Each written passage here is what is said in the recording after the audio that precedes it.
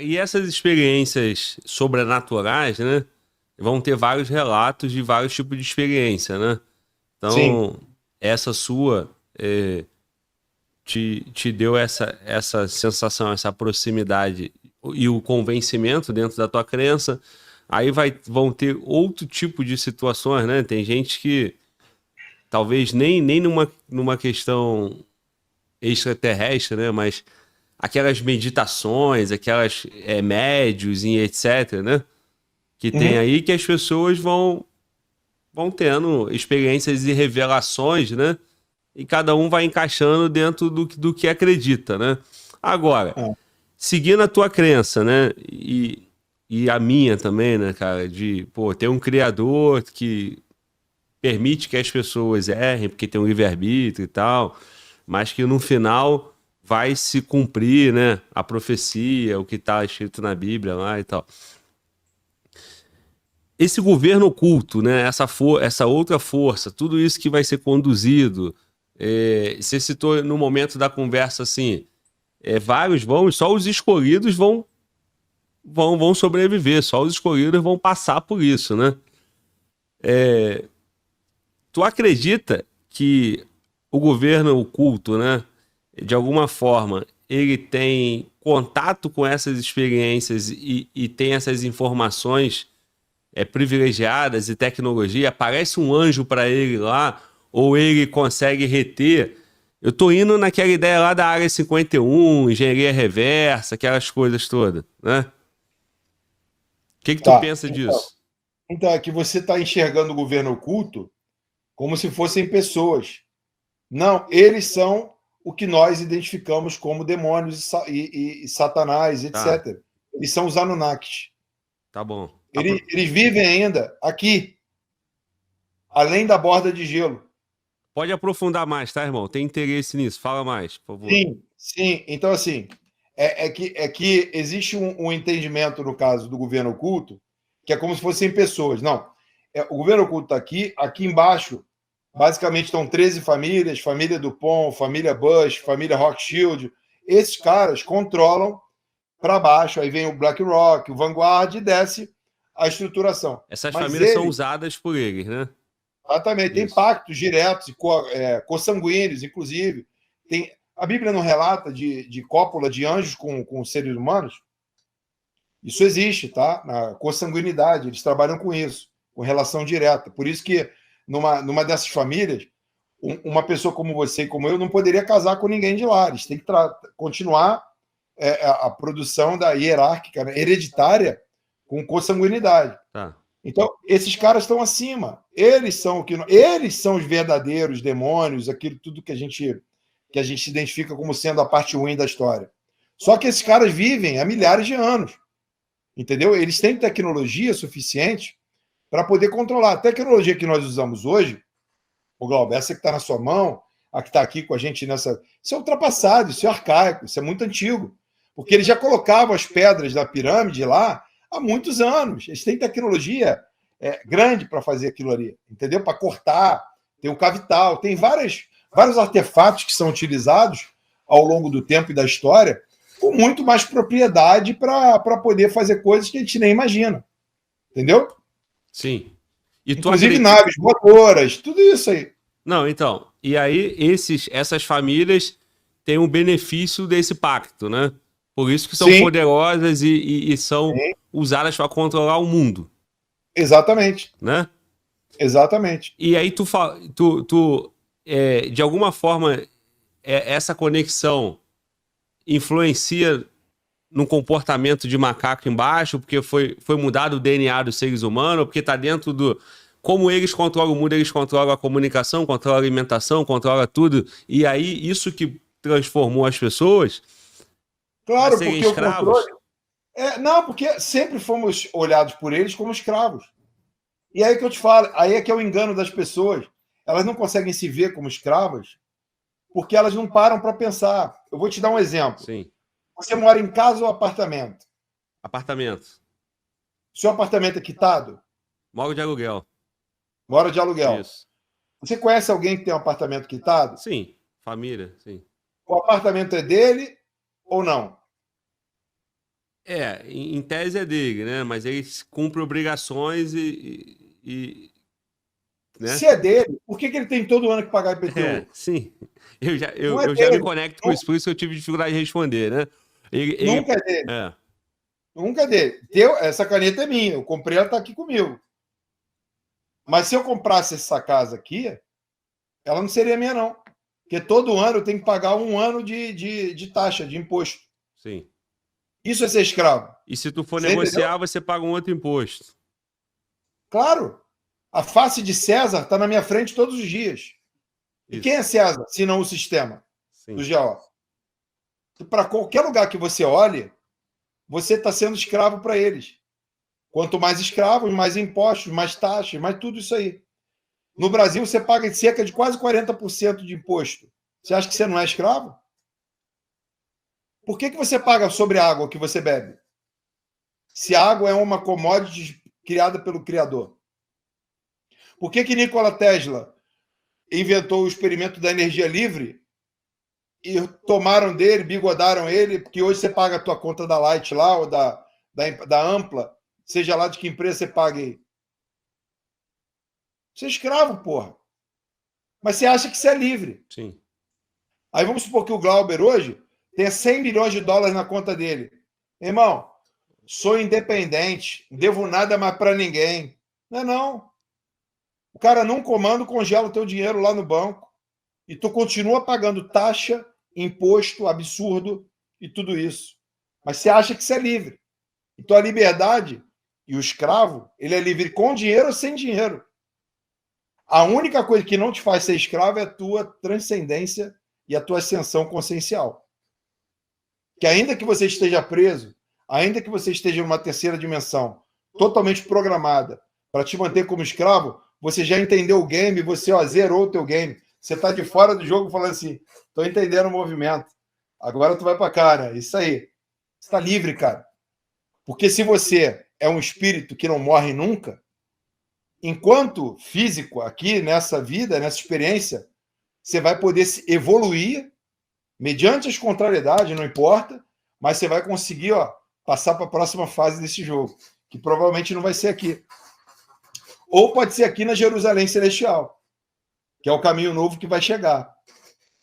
Então, Entende? entendo, cara. Aí você acredita que o próprio Deus, né?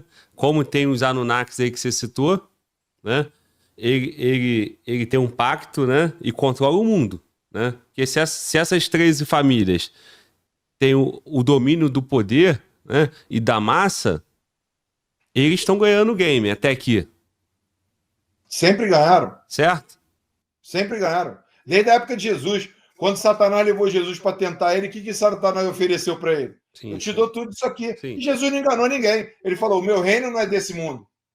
Sim, sim. Se o reino dele não é desse mundo, existe um reino ainda. Sim. Ok? Que não Nesse tem espaço reino. para a maioria. Hã? E não tem espaço para a maioria. É claro que não. É claro que não. E ele deixou bem claro isso também. Aquele que perseverar até o fim será salvo. O que é perseverar até o fim? Combater o bom combate. Evolução. Mesmo diante da contrariedade, tu seguir a orientação dele. Passar a mensagem.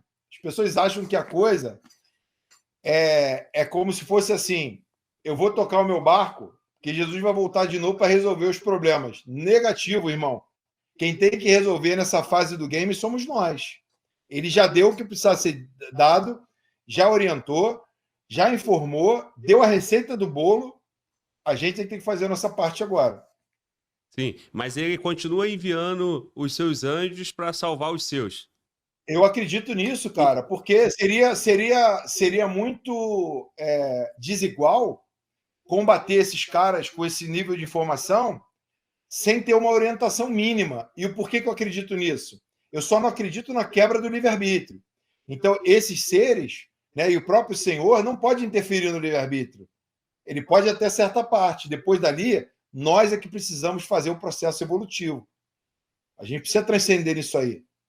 É o que eu acredito hoje perante todo o estudo que eu fiz. Quer dizer que eu esteja 100% certo, Galber? Não. Mas até aqui, a coerência que eu encontro é que a gente precisa fazer a nossa parte. Não é uma coisa que a gente não vai fazer nada e em um determinado momento a gente vai andar em ruas de ouro tocando harpa. Não é assim que eu acho, entendeu? Existe um trabalho a ser feito. Cada um na sua missão, cada um no seu chamado, cada um no seu entendimento. Tá, irmão. Aí vamos lá. Continuando aí. Aí o cara que te questionar assim, pô, mas se o Criador é o dono do universo, e ele, por que ele permite essas coisas, né? Por que ele continua perdendo? Talvez uma resposta que eu penso imediata é porque ele precisa selecionar os seus, né? Sim, eu acho que é isso, mas eu acho que eu vou até além. Quem disse que a vida termina aqui? Entenda bem. Quando você vai jogar lá o. Não sei se tu jogou Atari. Chegou a jogar Atari? Pô, eu joguei. Pô, eu era moleque, eu jogava Atari. Aí a gente jogava um jogo chamado River Raid. Que é um aviãozinho que ia igual um foguete, tendo que eliminar os outros aviões e tal. Uhum. Cara, tinha um primo meu que ele zerava o game, mano. Ele ia até a última fase. A gente tem que passar de fase, cara. A gente tá numa fase do game.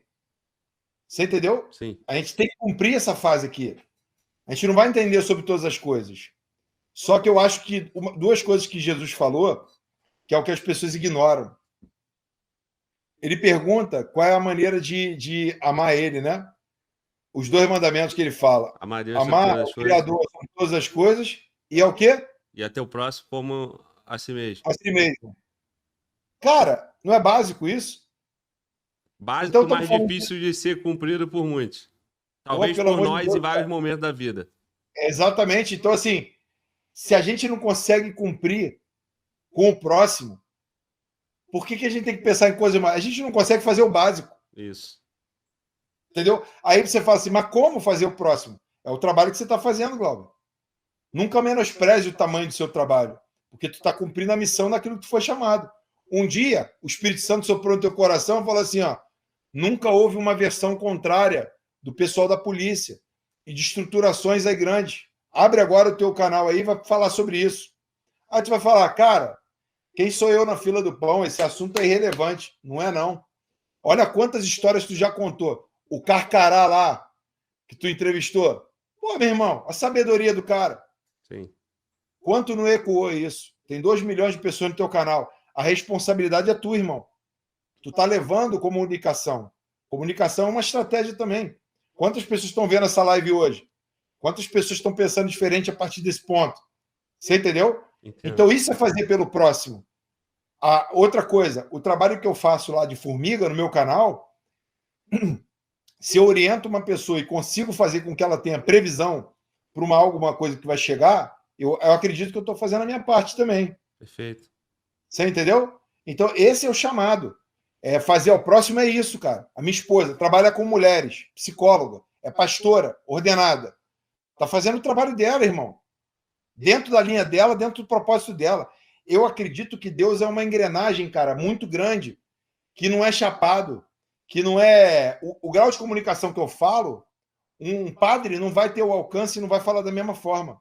Não vai alcançar. O pastor não vai falar.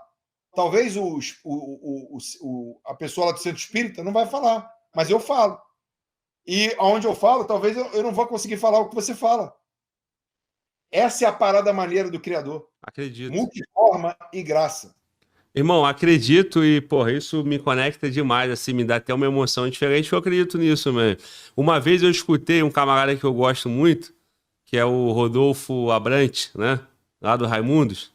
Pô, ele é top demais. E aí, acho que ele falou alguma coisa algum tempo atrás, anos, que é, pô, Deus escolhe os imperfeitos para fazer coisas extraordinárias às vezes, né? Então, eu me identifico bastante com isso, né, cara? Pela minha experiência na polícia, eu sou imperfeito. Eu sou um cara, pô, com pouca experiência, com pouca relevância. Mas hoje eu me tornei um cara bastante relevante na questão da segurança pública, apesar de ser com pouca experiência, bem imaturo na profissão, né? Talvez eu já esteja figurando como alguém, né, que tem uma relevância no tema segurança pública. E na comunicação eu sou totalmente imperfeito, pô. Minha dicção não é das melhores, minha língua é presa e eu tô aqui do meu jeito brincando, divertido, fazendo coisa séria, né, cara? Então eu me sinto alcançado aí por esse Espírito Santo, cara, sem dúvida. É isso aí, cara. E é isso aí. O barato da vida é esse. Por isso que eu não gosto de quem caga a regra. É. Porque todo mundo bate o martelo falando que sabe tudo, como as coisas funcionam, como vai ser não sei o quê. Mas ninguém sabe explicar, por exemplo, antecipadamente, por que milhares de famílias estão morrendo agora No no Sul. Rio Grande do Sul.